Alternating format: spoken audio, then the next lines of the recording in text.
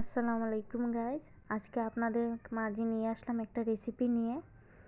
তো ময়দার হালুয়া নিয়ে এসেছি। তো প্রথমে আমরা একটু ময়দা দিয়ে দিলাম পরিমাণ মতো, তার সাথে তেল দিয়ে দিলাম, সয়াবিন তেল। এখন ময়দা আর সয়াবিন তেল ভালো করে ভেজে নিতে হবে কম আঁচে।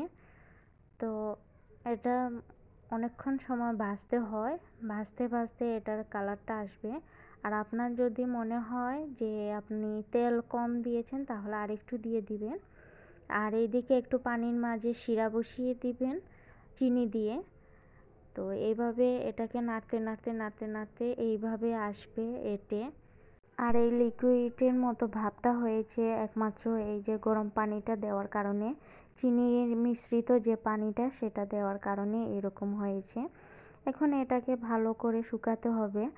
আর তার মধ্যে দিয়ে দিলাম এলাচি, দারচিনি আর বাদাম কুচি, কিশমিশ। এগুলো দিয়ে আপনি নাড়তে থাকবেন অনবরত। এটা কিন্তু নাড়াটা কিন্তু বেশি স্টপ করা যাবে না, তাতে কিন্তু এটা জ্বলে পুড়ে যাবে।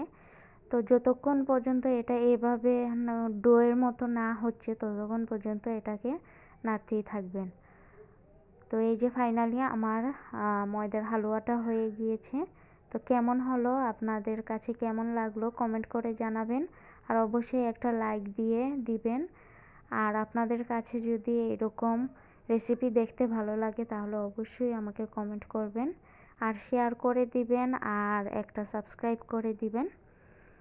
তো খুব মজার হালুয়া হয়েছে। এই হালুয়াটা আমি অনেক পছন্দ করি। আপনারা চাইলে এটা পাউরুটি বা বন দিয়েও খেতে পারবেন।